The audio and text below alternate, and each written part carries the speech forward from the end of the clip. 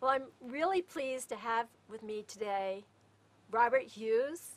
And Robert Hughes is the founder and executive director of the Eastern Pennsylvania Coalition for Abandoned Mine Reclamation. And I really like that name, Reclamation, because our MOOC is actually called Civic Ecology Reclaiming Broken Places. And Robert Hughes lives in Ashley, Pennsylvania, which is a coal mining town in eastern Pennsylvania near Wilkes-Barre. And Robert, you're wearing an interesting t-shirt today, so maybe you could start out telling us just a little bit about that t-shirt. Yeah, the shirt that I'm wearing today is what we call a mine drainage tie-dye t-shirt.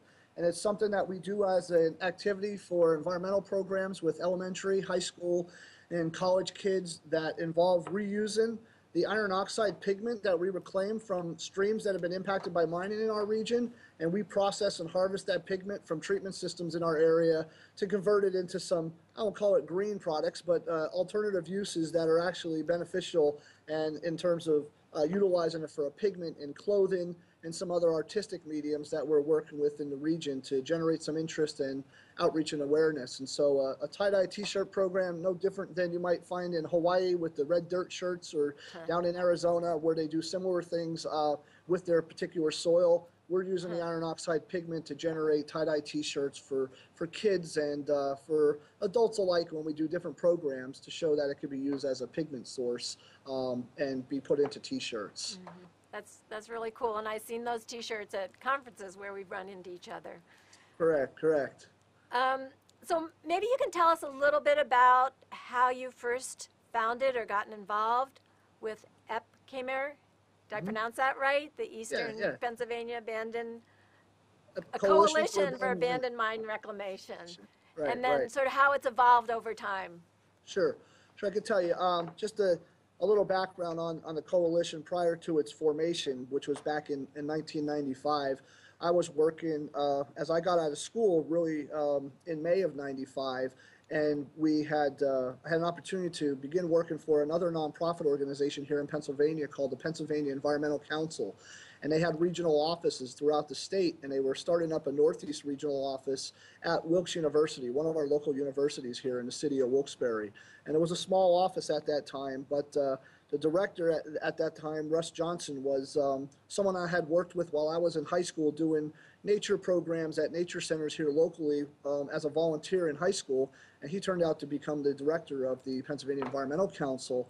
And he was looking for a program person to help in the office. And I was just coming out of school from Penn State with a degree in environmental resource management and several years experience, having already worked for the state as an intern in the abandoned mine reclamation field here locally in Wilkes-Barre for a semester, and then full-time during summer breaks at Penn State University for a district mining office in western Pennsylvania, which was called the Hawk Run District Mining Office. That shortly thereafter became the Moshannon District Mining Office in the bituminous coal region. So I had a lot of previous internship experience and work in the field here locally in my backyard in terms of mining and reclamation, and got an opportunity to bring that to the new job that I was working with the Pennsylvania Environmental Council. And my director at that time asked me to see if I can coordinate a conference to bring regional partners together that particular summer and see if we can generate some interest in a particular type of coalition built around county conservation districts, community organizations, state and federal agency representatives from the Office of Surface Mining, the DEP, the Department of Environmental Protection here in Pennsylvania, and the Natural Resource Conservation Service, and that were like that we're starting to deal with a lot of the abandoned mine reclamation issues we had here in Pennsylvania. So as a program manager, I had an opportunity in that first year to develop this coalition and serve as their recording secretary and someone to move meetings along monthly and coordinate efforts as a coordinator to get people sitting around a table and talk about ways that they can not only generate interest, but see if there was ways to bring additional monies back into northeastern Pennsylvania to deal with the abandoned mine reclamation problems that we had and the stream problems with polluted mine water and the lack of environmental education and outreach and awareness in our communities. And so that really kicked it off by us hosting a conference that particular year. We started scheduling it in 95, and by June of '96, we ran a conference that had well over 200 people in attendance, and we chartered the initial membership of the coalition at that time. And my boss sort of knew it. I was able to sort of walk into this new position, and I interviewed for the regional coordinator position of EPCAMR at that time, and started that following year by actually writing the grant that was able to fund my position with the state in Pennsylvania here through their Section 319 program of the Clean Water Act. And they funded me as a coordinator to be a liaison between the state and federal government and these county conservation districts and local community groups that were just beginning to get their feet off the ground and build some capacity within the coalfield communities. So that was sort of the history behind the group that I started back when I was about 22 years old, right out of school. Can you describe maybe just generally the last, I mean, that's almost, what, 20 years, as you said, right, since you started this, and some of the work that you've done in terms of reclaiming what, I don't know if you'd call these abandoned mines broken places, like we call, we refer to in the course? Yeah. Well, to give you an idea, initially what had to happen back in the early 90s was that the community groups needed to sort of form themselves in a way that they can either accept money from the state or federal government or partner with local municipalities or other agencies or groups like ourselves that had become a 501c3 capable of administering those grants and managing those grants and have a little bit of, maybe more of a professional staff towards doing the paperwork and doing the coordination efforts that needed to be done to take a look at these streams and these abandoned mine lands here in Pennsylvania to see if we can get some projects off the ground and to build some of that initial capacity. And the way we did that was by having myself go into a lot of these communities, having a background in grant writing experience and already having done some initial site assessment work, survey work, being out in the streams and on these coal banks throughout the area, whether it was mine fires in Centralia or mine fires in Laurel Run or doing water sampling and water testing in many of the locations that have the mining impacts. That's what we initially had to go out and do with these community groups, was to find out where these other locations were, get them into an inventory type system, start mapping them a little bit and defining them by watershed boundaries and not by municipal boundaries to see where the drainage areas were, and looking in through historic mine maps and old records to find out if we could locate the locations of where the water was coming from, and then decide on how we were going to put forward some of this reclamation efforts or remediation efforts to treat the water, stop the water from getting into the old mines, reclaiming the old surface abandoned mine lands by backfilling old stripping pits and recontouring and restructuring stream channels to put water back on the surface to prevent it from going underground. And that's the kind of early work that had gone on back in the sort of late 90s into the early to mid 2000s. And so we went from maybe having a handful of groups of community groups throughout northeastern Pennsylvania, which covers 16 counties in the region that I work in, but around 12 counties pretty densely around the anthracite coal region, and then about 4 counties up in the north central part of the state that have to do with the bituminous coal region or sub-anthracite regions in terms of the coal. So we really focused in on some of the larger areas like Wilkes-Barre, Scranton, Pottsville, Mahanoy City. These are the typical coal towns that you might hear about here in northeastern PA. And then we would offshoot out into the smaller communities, which were the smaller coal field communities that were severely impoverished and underserved and lacked a lot of coordination efforts and resources to even begin to try and tackle the problem. But the people that were within those communities are who we kind of tapped as the community assets and the resources that we need to get at the locations to know what we were going to do moving forward. So that's initially what had happened. And then by the, say, mid-2000s, we were really successfully securing grants and making proposals and pitches to state agencies, foundations, leveraging additional dollars from other groups and local contractors and corporations that were contributing to our efforts to begin putting projects on the ground. And by that, I mean we were doing land reclamation efforts, we were doing stream restoration, stream remediation, stream channel design. We had historic and interpretive preservation efforts going on through some of the older sites that had some cultural impacts to the communities that they wanted to preserve and save. So we started to do a lot of that work as well. So we kind of I started to interweave this multidisciplinary approach to the sort of capacity builder within the communities to get them the information that they needed to make a good project get put forth. And then we were securing a lot of funding for these types of projects. And a lot of small successes in that time frame led to a lot of bigger successes over the years. And we've gotten to the point now where almost 20 years in, we've restored, hundreds of miles of streams. We've reclaimed thousands of acres in partnerships with other agencies and groups. We've tried to focus a lot more on the education and outreach, so we're in the schools a whole lot more that have been underserved, and by reaching the schools at a very young age, we're also reaching a lot of parents, and those parents are now having a different mindset about the landscapes that the kids are living in, and that right now they're pretty much afraid of going outside, but until you can get them out there and see what they have in their backyard, things change. And then when we get involved with some of these local community efforts like illegal dump site cleanups or stream cleanups or tree plantings, we don't have to always be talking education to them, but at the same time, while we're doing those types of on-the-ground projects and programs, we're involved in both the kids and their parents and the community leaders to get the work done that is actually reclaiming these sites. And that's where I think a lot of this resilience, I think that you're talking about, and the hard work and the hope that we have in our coal fields here to bring back these areas from black barren landscapes to things that are green, things that are innovative, and they're resourceful, and they're reusable and educational at the same time is where we've gotten to this point. And it's been a long time to get to where we are, and there's still a long way to go, but definitely progress has been made. Mm-hmm. Well, thank you. That's really very impressive work, and shows a huge commitment over a lot of years on your part and on the part of your volunteers and also the other government agencies and nonprofits that you collaborate with. We interviewed Akima Price, who for this MOOC also.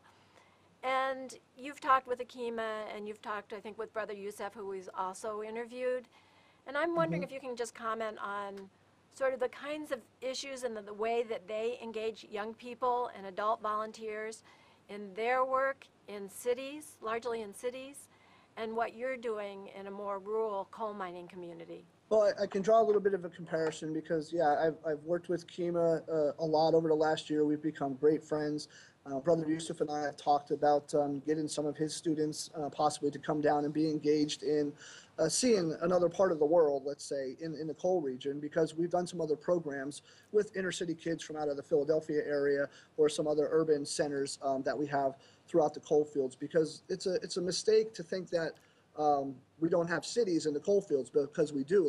Largely the manufacturing centers or from the industry for the coal fields were the Wilkes-Barre area, the Scranton area, Pottsville. These are big cities. Nanticoke City, while they don't have the population of a Philadelphia or a New York City, they are at the heart of the communities that we're working in. And those students that we are working with, particularly those type of students in the underserved populations, are in low-income housing units from within the city, or the row homes that we have in our typical coal fields, coal towns, because they're butt up right against each other, and these are older stock homes that were constructed in the early 1920s, and the sort of the level and median income of those communities is not nearly as high as say the national average for the country. And so we're dealing with folks that don't have access to a lot of this type of knowledge and awareness of what's out there in the community, and they don't get out from beyond those concrete walls, let's say, because I, for one, am one of those, and I've talked to Kima about this. I mean, I grew up in a low-income housing unit in the city of Wilkes-Barre, and our escape at that time when I was 10 or 11 years old was to be able to get on our bikes and ride out to these coal banks and cross these streams and go explore mine fires along old railroad tracks. And so even at a young age, that initially got me engaged and interested in what is all this stuff, and why is it here, and why are the banks burning, and why are the streams orange and smell, so that curiosity sort of piqued me at a very young age. And you didn't have an outlet like that in a low-income housing setting unless you were able to get from outside of the walls, let's say, and explore some different areas that were outside of the city, but they're within a mile or two away that you can hop on a bike and get to those locations where you're across the street, you're across the highway, and all of a sudden you're into the woods, and now you're climbing coal banks or, trying to tromp through red and orange streams. So that is a connection that I've kind of made to a lot of the children and a lot of the kids that we teach, because they're coming from the same areas that I actually grew up with. And I'm trying to, let them know, not only as a mentor, but as someone who's been able to succeed through coming out of that poverty situation, that there's hopes and dreams if you decide to go into that field of science and environment and engineering, that there's possibilities for this type of work and that you can make a difference locally. So while I take those kids out, those kids, in just my initial conversations and our initial evaluations of their knowledge beforehand, before me coming to them and explaining to them what these things are, as we get them on the bus to go to these sites, it's very little to none in terms of their local environment. So they don't know very much outside of the trees that might be growing within their housing project units. They know nothing of the local streams. They don't know about the local environmental issues and impacts. And for one, in the school systems around here, environmental education and environment ecology is not a top priority that we see here in Pennsylvania. It's more of a test-taken mentality that has to be put forth by the state standards for the school districts to use. So when we were able to bring in programs and grants that can add to that curriculum development and supplement it and complement it with environmental issues that are local, the teachers are raving about it. The kids are enjoying it. They're very excited. They get themselves into the woods for the first time, and they're picking up rocks and pieces of coal and pyrite for the first time, and they're allowed to take them back with them. And to these kids, it's just amazing. So I see that while I'm teaching them. I see the excitement on their face. They talk about it as soon as they get home. I get parents calling me and emailing me and saying, my kids learned so much, they want to take me out on the same tour that you just took them on today, and they know everything that you taught them within a few hours tour. And so that, to me, is what we're trying to do here, so that we can have those kids, as they grow up, help make a difference in those communities that they live in their own backyard. So when I say to them, hey, I got a community cleanup coming up in the spring, I want you to come out. Maybe you can get your parents to come too. And then I'm not looking for a whole bunch of volunteers. I got people right in the community that can do it themselves. We'll do for ourselves. And I'll be the one to try and help them say, hey, I got some money to pay for the dumpsters to get rid of the stuff, and I can get rid of the tires for free. I just need people to come and load those tires, and people to come and clean up that area and plant some trees. And that's where I think that's the feeder system that we have here at EPCAMR in teaching a lot of that place-based local environment and ecology, because these kids really they're not getting that right now. They're too much behind the computer. I had a kid tell me yesterday, it takes 16 chops at a game called Minecraft to get to coal. He thinks he's getting to coal with 16 chops at a computer screen. And I was like, no, that is not how you get to coal. So we had. Thank you. Yeah, thank you. That's where the kids are at. Well, thanks, Robert. It's really really fascinating work and inspiring work, and it's so interesting to me because what you're doing does have so many parallels to what Hakima and Brother Youssef and others are doing in cities, and yet even though you call them cities, we might not call them cities. Right, I tend to think of where you're living a little bit more like Ithaca, New York, smaller cities, smaller towns, but it's really, really incredible work. You're really making some big differences, and so I very much appreciate not only what you're doing, but you taking the time to share it with us today. Thank you. Thank you. All right, well, continue the good work, and I'll be talking to you soon. Okay, we'll see you in February. Okay, bye-bye. Bye.